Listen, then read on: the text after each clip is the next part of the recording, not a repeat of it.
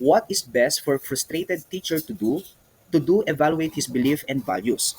So ano daw ang the best na kailangan gawin ng isang frustrated teacher para ma-evaluate niya po ang kanyang paniniwala at ang kanyang values? Is it A, affirmation, B, self-disclosure, C, feedback, or letter D, introspection? Ang tamang sagot po natin ay introspection. Okay. So wag nating kakalimutan na kapag ka ang item, regardless kung ang question ay teacher man or student, gusto niyang i-evaluate ang kanyang sarili. Okay, automatic po na introspection po ang ating hinahanap. This is the examination of one's own mental and emotional processes. What about the other choices? Pag sinabi po nating affirmation, it is a positive statement that validates a belief or idea. So, that's right. Ayan, that's right. Very good. Tumpak.